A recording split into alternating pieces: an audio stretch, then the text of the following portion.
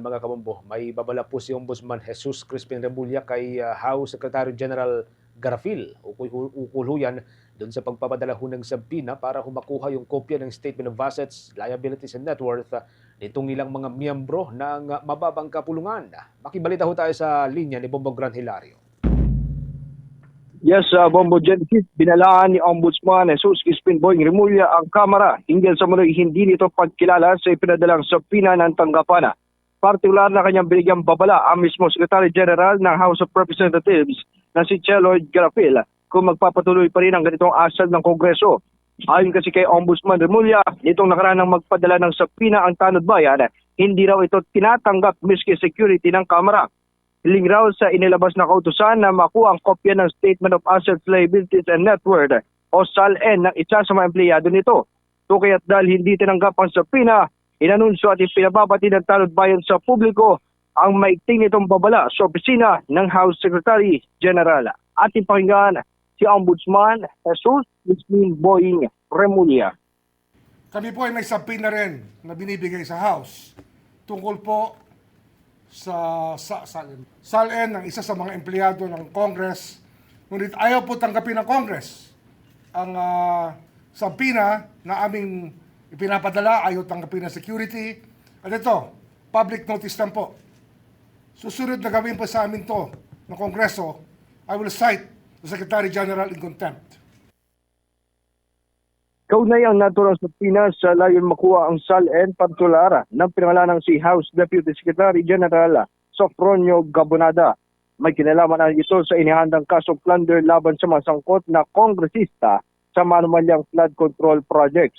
Kaya't mariin ang pangbabala ni Ombudsman Remulla na kanilang hindi palalagpasin, baliwalayin ng Kamara ang tanggapan ng tanod bayan. Muli si Ombudsman Jesus Remulla. At hindi ko may papayag na baliwalain nila ang Office of the Ombudsman. At ang sabinang yon ay nauukol kay Sofronio Gabonada, isa sa mga House employees. Ang ranggo niya yata ay Deputy Secretary General. At ito po ay tungkol sa mga plunder cases din na aming hinahanda sa mga congressman na kinauukulan. Flood control related. Bukod pa rito, nagbigay ng ultimatum si Ombudsman Remulla sa House Secretary General na kung hindi may bibigay ang mga hinihinging kopya ng SALN ngayong linggo, parusang suspension ang ipapataw sa naturang opisyal ng Kongreso. May sumang ulit natin panggan si Ombudsman Jesus Crispin Boying Remulla. At tataka kayo, hanggang ngayon wala pa rin ang mga SALN ng Kongreso. At ito, fair warning na naman sa Secretary General na hindi po kami papayag at sa linggong ito, pag hindi namin nakuha yung mga SALN na una namin hiningi, ay sususpindihin ko po siya mula sa posisyon. Magkasubukan na po ang ating legal system kung ito po ang kinakailangan. Sa inilabas namang payag ni House Secretary General Garafil, depensa niya ay malaki ang paggalang ng kanyang opisina sa Office of the Ombudsman. Wala niya silang intensyong magpakita ng kawalang galang o pag-iwas na tugunan ang komunikasyon mula sa tanod bayan, kalakip pagtitiyak aasikasuhin ng naayon sa tuntunin at paggalang sa institusyon.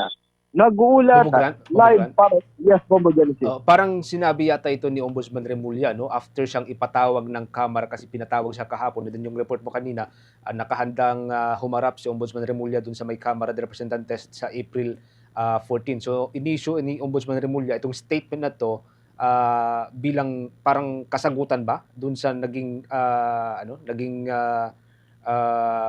paanyaya ng Kamara or ng Justice Panel para humarap siya sa impeachment complaint against kay VP Sara? Bombo Genesis, itong ipinunto ni Ombudsman Remulla ay kasabay lamang nung patungkol sa sabina ng Kamara. At hiwalay pa ito sa issue ng sabina sapagkat hiwalay itong sabina na ipinadala ng Ombudsman sa Kongreso, partikular sa Office ng Secretary General. At yung sinasabi naman na pagsabina ng Kamara kay Ombudsman Remulla, pagtitiyak niya, isusumitin nila yung hinihinging kopya ng SALN ng ikalawang Pangulo, ngunit sabi niya ay hindi siya mismo yung personal na haharap doon sapagkat hindi naman daw siya yung custodian ng naturang SALN at yung officer o tauhan ng ombudsman ang siyang haharap sa naturang sabina na ipinadala ng kamera sa kanyang tanggapan.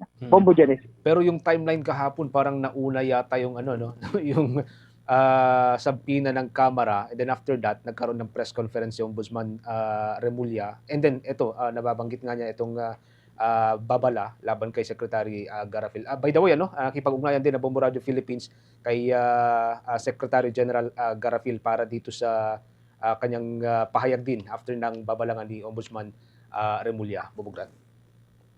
Yes, Bombo Genesis, nagkasabay nga pagkasunod ng pagkakasabina ng Kamara sa Office of the Ombudsman, partikular kay Ombudsman Remulla, upang umarap sa pagdinig nito ng Natural Justice Committee, ay sinundan kagad ito ng pulong balitaan at panayama kay Ombudsman Remulla upang pinawin niya at sagutin yung natural sabina na ipinadala sa kanyang opisina. Bombo Genesis.